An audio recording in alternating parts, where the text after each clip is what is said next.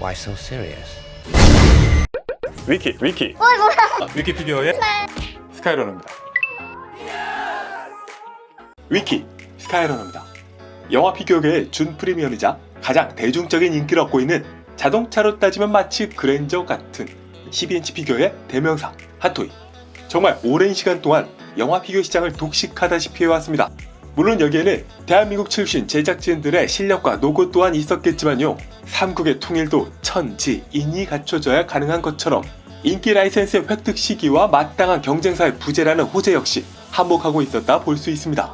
특히나 피규어 시장에서 핫토이 그 포지셔닝이 정말 절묘했던 건요, 핫토이보다 이제 상위로 가볼까 싶었던 분들에게 고가 라인업, 특히 스태츄 제품들이 진짜 오랫동안 정작 영화 피규어에서 중요한 인물의 묘사에 있어서는 핫토이보다 떨어졌다는 점이 있었습니다. 이걸 뭐 또 스태츄는 원래 그래요 이렇게 포장하기도 했었지만요, 안 그러면 더 좋잖아, 안 그래야지.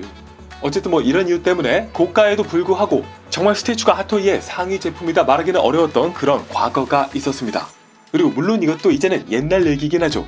새롭게 업계에 등장했던 퀸 스튜디오, 인피니티 스튜디오, J&D 스튜디오 등등이 선보였던 신 스태츄들, 차세대 스태츄들, 그들의 작품을 보면은 스태츄라서 원래 이렇다고, 스태츄라서 원래 해도가 엉망이라고 이런 말에 정면으로 반기를 드는 모습이었습니다.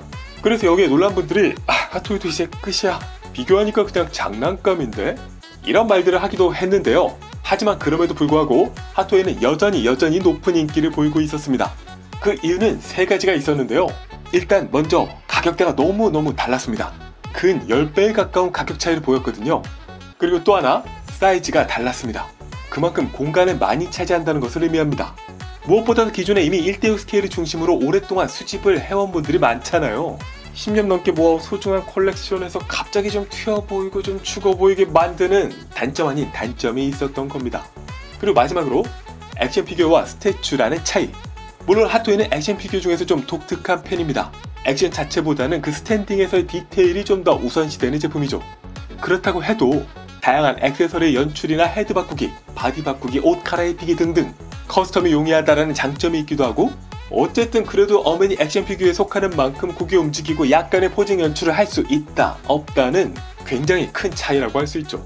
그러니까 그렇게 진짜 와 사람 같아 정말 쩔어 이런 하이엔드 제품들이 등장한 뒤에도 핫토이는 여전히 대중성을 무기로 유저들에게 강력히 어필하고 있었던 것이 작금의 현실이었던 겁니다. 그리고 물론 같은 스케일 부담없는 사이즈의 액션 피규어지만 하이 퀄리티, 일명 작가자기라고 부르는 제품들도 있지만요, 이건 가격대가 좀 너무 심한데?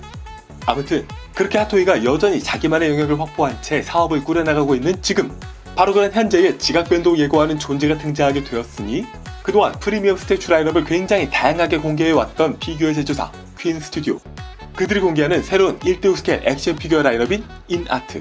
첫 번째 타자 다크나이트 히스레저 조커 1대6 스케일 액션 피규어입니다. 그리고 퀄리티, 와, 제품의 구성은요, 조형모 일반판, 조형모 투팩 버전, 그리고 식모 하이엔드 투팩 버전까지 세 가지로 구성하고 있고요. 이 구성은 일단은 퀸에서 먼저 만들었었던 다크나이트 조커 1대3 스케일 감옥 버전, 그리고 1대4 쿼터 스케일 코트 버전의 구성을 한꺼번에 총 망라하고 있는 모습입니다. 잠깐, 그런데 이거 이 둥근 퍼플 베이스 이거 어디서 본 것 같은데? 기분 탓인가? 일단 여러가지 생각해볼 수 있겠습니다. 왜 하필 히스레저일까? 그런데 그만큼 이 피규어 업계에서 다크나이트 히스레저 조커는 굉장한 상징성을 갖고 있는 캐릭터입니다. 그러니까 리얼한 인물 피규어의 대명사가 된 핫토이의 핫한 아이템이었다는 점, 그리고 속칭 고가의 커스텀 작가 작품들에 대한 폭발적인 수요를 불러왔던 캐릭터라는 점, 그래서 고가의 하이엔드 스태츄 스튜디오들이 영화 개봉한 지 10년이 훌쩍 지났음에도 엄청난 조커 전쟁을 치를 정도의 인기 캐릭터라는 점, 그리고 그럼에도 불구하고 핫토이 1대6 스케일 액션 피규어의 조커는 여전히 높은 인기를 보였다는 점, 바로 그렇기 때문에 이 조커를 퀸 스튜디오는 제일 첫 번째 타겟 공략 대상으로 삼았던 거죠. 이전에 간에 좀 보기도 했죠. 캐드먼이나 폴리스 조커 등등. 여기서는 아마 확신했을 거예요. 그 액션 피규어를 대체할 수 있는 건 액션 피규어 뿐이구나? 라고 말이죠. 그리고 이런 상황에서 퀸 스튜디오의 전략은요, 일반부터 하이엔드까지 모두를 타겟으로 삼고 있는 공격적인 모습을 보이고 있습니다. 일단은 공개하고 있는 이 식모의 디테일, 조커의 헤드 페인팅, 굉장한 의상 핏에 더해서요, 섬세한 손가락 페인팅까지 이런 부분들은 기존의 1대6 스케일, 핫토이 등에서 볼 수 없던 디테일임은 물론이고 이 사진만 보면요, 제가 장담컨대 1대3 스케일보다도 낫습니다. 실제로 당장 이어서 더 배트맨 1대6 스케일도 나온다고 하고 있는데 여기서도 말하듯이 1대3 스케일의 디테일을 그대로 가져오겠다 얘기하고 있죠. 그리고 이렇게 하이엔드를 지향하면서 동시에 그보다 약간 낮은 등급, 바로 아래 등급인 조형모 버전까지 함께 공개하고 있는 겁니다. 이거 마치요, 그 요즘 자동차들의 패밀리룩을 보는 듯한 인상인데요. 그러니까 S350과 마이바흐가 다르지만 같은 S클래스가 되는 것처럼, 또 A클래스와 S클래스가 다르지만 같은 벤츠가 되는 것처럼 고급 1대3이나 1대4 쿼터 스케일 대신에 1대6 스케일이 또 등장했다.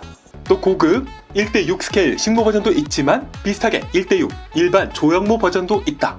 이렇게 고가 라인업과 저가 라인업에 통일성 있는 이미지를 부여함으로써 전체적인 브랜드의 우산 효과를 꾀하고 있는 거죠. 그리고 하나 더 주목할 수 있는 건요, 가격입니다. 가격이 싱글 버전 기준으로 약 $300. 이건 핫토이와 충분히 경쟁이 되는 가격대죠. 살짝 높지만 아주 높지는 않은 데다가 또 경쟁 제품 자체가 이미 프리미엄이 많이 붙은 조커이기도 하잖아요. 상대적으로 싸 보입니다. 그리고 식모 기준으로 투팩 버전이 약 $1000. 여기는 감옥 디오라마까지 들어있죠. 이 식모 버전의 경우는요, 사실상 그 경쟁 상대, 아마도 소위 작가 작품들이라고 하는 그런 피규어들이 될 텐데요. 그들에 비하면 이 상대적인 가격 메리트는 정말 어마무시합니다. 현재까지 공개된 라인업을 기준으로 보면요, 아직은 DC와 워너브라더스 영화 중심의 라이센스인 것으로 보이고 마블이 아니면 관심 없는 분들께는 다소 아쉬운 일이겠지만 핫토이에게는 다행스러운 일이기도 하겠죠. 그리고 많은 분들이 임모와 얘기하듯이 양산이 진짜 중요하다. 그런데 뭐 퀸 스튜디오는 조금 마이너한 차이는 있지만 그래도 업계에서 양산까지 잘 만들어내는 부분에 있어서는 거의 탑3 안에 들어가죠. 어쨌든 피규어계의 또 다른 지각 변동을 불러일으키고 있는 퀸 스튜디오 다크나이트 히스레저 1대6 스케일 조커. 이번에 발표로 인해서 타격, 아마도 영향을 받을 제품들을 생각해보자면요, 1번, 일단 동일하게 하이엔드를 지향하던 1대3 스케일 스태츄들. 상당 부분은 기존의 액션 피규어 유저들을 흡수하기도 했었죠. 뭐 원래 스태츄가 그렇긴 하지만 특히나 기존 콜렉션을 처분해야 되나 말아야 되나 고민하던 유저들에게 좋은 선택지가 등장했다 말할 수 있을 겁니다. 다만 그렇다고 해도 사이즈 does matter. 사이즈는 여전히 중요한 부분이기에 그 고유의 영역과 강점은 여전히 남아있을 겁니다. 그리고 퀸 스튜디오도 얘기하고 있죠. 어디까지나 1대3 스케일을 뒤지지 않는, 능가하는이 아니라 뒤지지 않는 디테일로 내겠다. 어디까지나 1대3 스케일의 마이너 체인지라는 점은 변하지 않을 겁니다.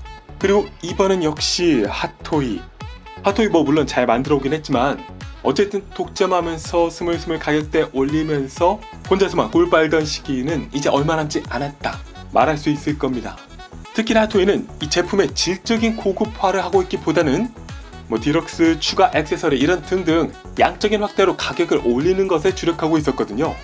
그렇게 이제는 그 선의의 경쟁으로 좀 바디도 좀 계산하고 식무도 좀 더 고민하고 그냥 조형모가 답이다 이러지 말고 질적 고급화를 통한 대응이 필요한 시점이 도래했다 라고 말할 수 있겠습니다. 개인적으로 추천하건대 쿼터 스케일이라도 좀 그렇게 할 수 있다면은 역으로 퀸 스튜디오 쿼터 스케일을 공략하는 역공이 될 수도 있겠습니다. 그리고 마지막 3번, 속칭 작가 작품들. 아마도 가장 타격이 클 수 있는 분야? 진짜 잘 만들지 않으면 이제 살아남을 수 없을 겁니다. 작가 작품이 고가인 게요, 물론 당연히 잘 만든 부분도 있습니다. 그런데 가격만큼 잘 만들었나 하기에는 조금 애매하거든요. 기본적으로 구조 자체가 생산성이 낮을 수밖에 없는 상황, 수량도 적고 규모의 경제 혜택이 전혀 없다 보니까 비용 자체가 높을 수밖에 없죠. 특히나 개인의 손수 제작보다 기업의 투자나 시스템이 훨씬 더 큰 효과를 발휘하는 영역도 있습니다. 뭐 원단을 만든다, 협업을 한다, 여럿이 머리를 모여서 기획과 양산까지 이뤄낸다. 즉 작가 작품들의 높은 가격은 퀄리티에 대한 대가도 있지만 희소성, 그에 따른 높은 제작 비용이 결국은 가격으로 소비자에게 전이되는 구조였다라고 말할 수 있는데요. 그런데 희소하긴 한데 정작 라이센스가 없잖아. 이렇게 애매한 희소성이었다는 약점을 정식 라이센스, 하이 퀄리티, 어느 정도는 리미티드 에디션? 바로 이번 퀸 스튜디오의 1대6 스케일 액션 피규어가 제대로 파고들 수 있다는 거죠. 자, 오늘은 이렇게 퀸 스튜디오 1대6 스케일 액션 피규어 공개와 더불어서 그에 따른 앞으로 있을 피규어 시장에서의 지각 변동, 미래에 대해 추측하고 기대해보는 시간을 가져봤습니다. 또 비슷한 시기에 살짝 먼저 1대6 스케일 액션 피규어를 만들겠다 공포했던 대한민국의 피규어 제조사 J&D 스튜디오 역시 있었죠. 이번 퀸의 발표를 보면서 또 많은 고민이 있으실 것 같기도 한데 앞으로의 피규어 업계 정말 더더더더 더 전쟁이 될 것 같네요. 스카이러너였습니다. And here we go.